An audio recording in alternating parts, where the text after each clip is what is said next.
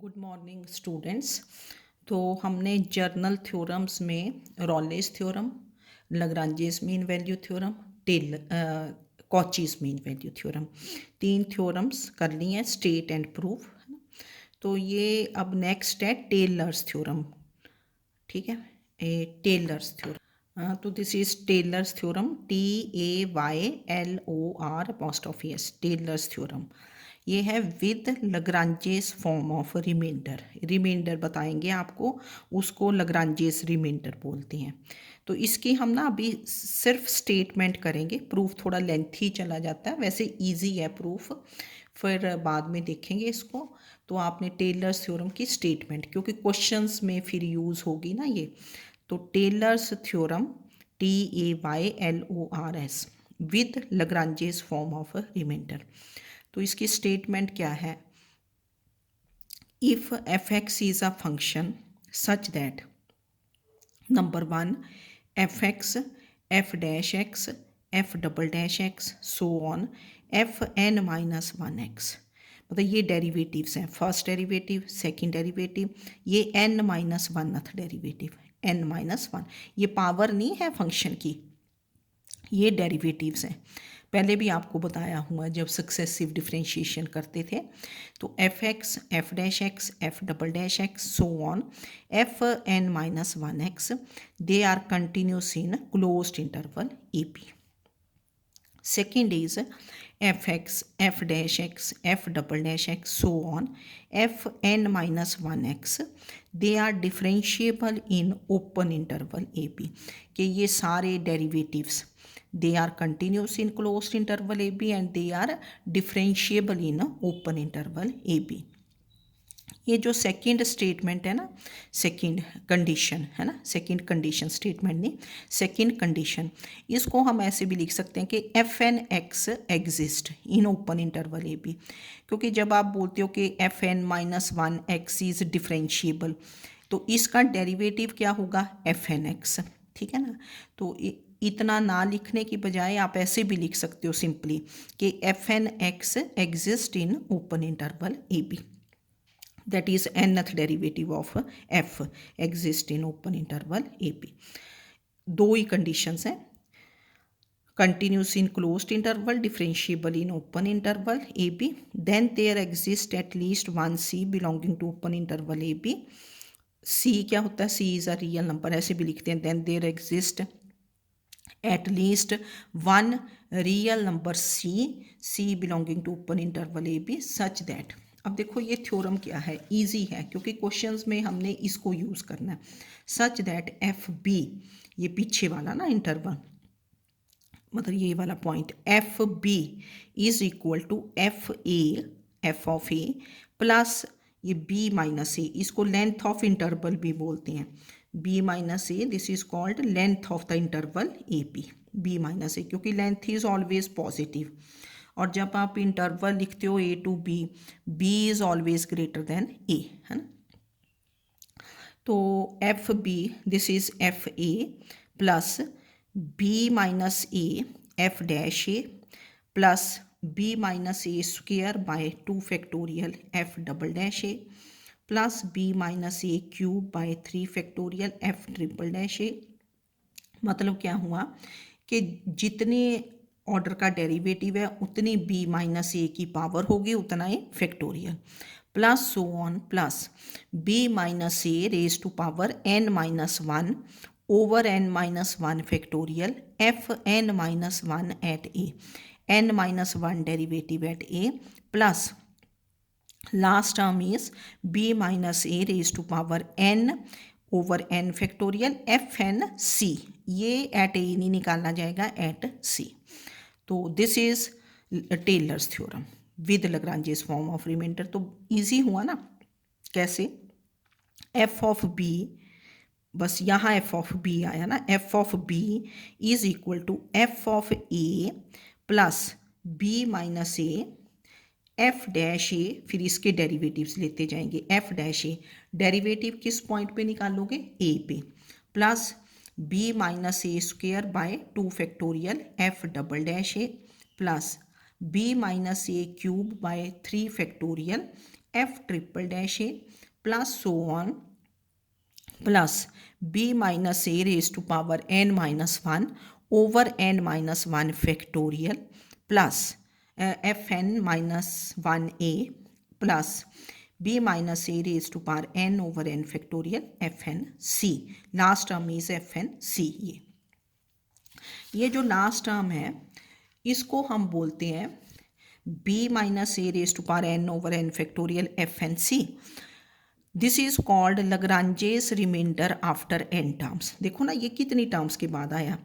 इससे पहले अगर आप यहाँ से स्टार्ट करें, ये first derivative F dash, F double dash, F triple dash, आगे F fourth derivative F N minus one, तो 1 2 3 up to so on n minus one. कितनी टर्म्स होंगी फर्स्ट को छोड़ के? n minus one.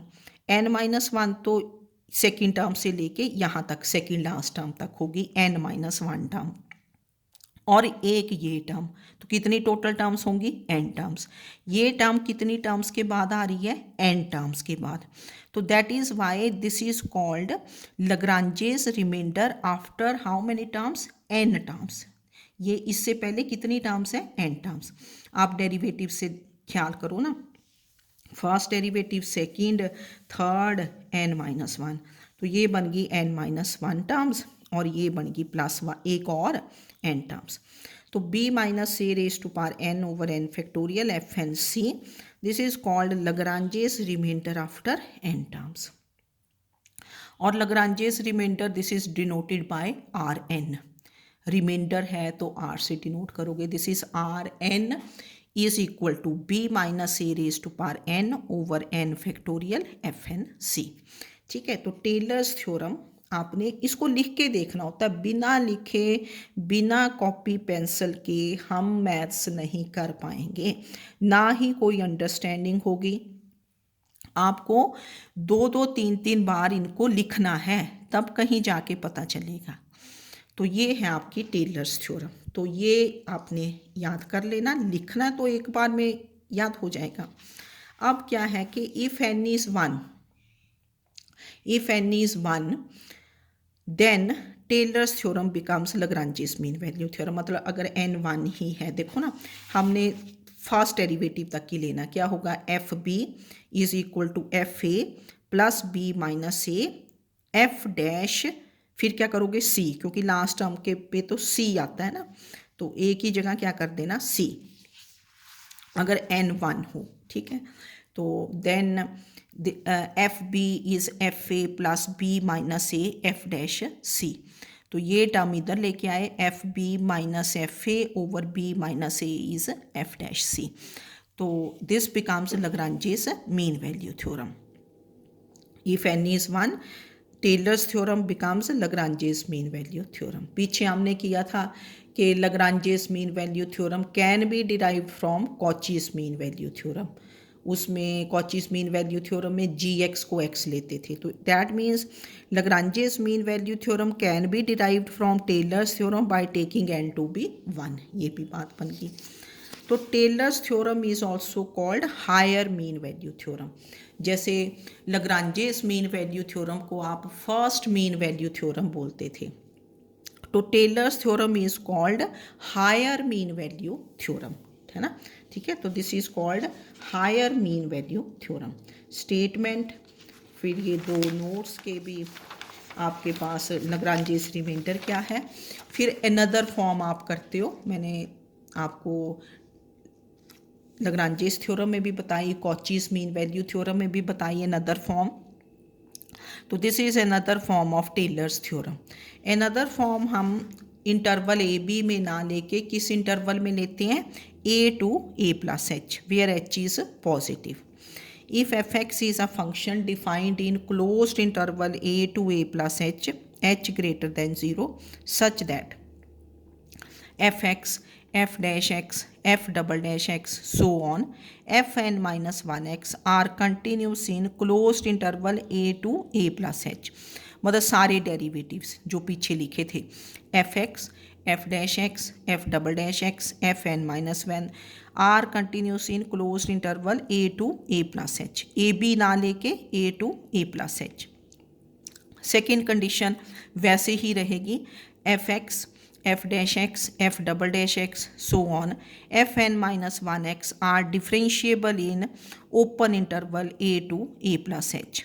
इसको हम ऐसे भी लिख देते हैं, that is F N X exist in open interval A to A plus H. Then there exist at least one real number theta.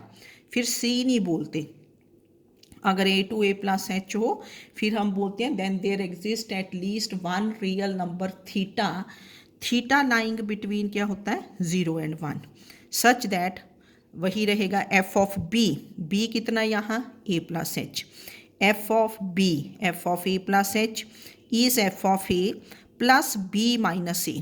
तो बी माइनस ए कितना बना, A plus H minus A, तो H बन गया, length of interval is H. तो H F dash A plus H square by 2 factorial F double dash A plus so on plus H N minus one over N minus one factorial F N minus one A plus H N over N factorial F N A plus theta H. अगर A to A plus H हो तो सी नहीं लिखते, हमने लग्रांजेस theorem में भी बताया और कॉचीज मीन वैल्यू थ्योरम में भी, सी की जगह क्या लिखा जाता है ए प्लस थीटा एच। ठीक है, तो अनदर फॉर्म आती है in the interval A to A plus H, H is always positive. तो बिल्कुल वैसे ही लगाना है, बी को किससे रिप्लेस कर दोगे ए प्लस एच, और बी माइनस ए क्या बन जाएगा एच।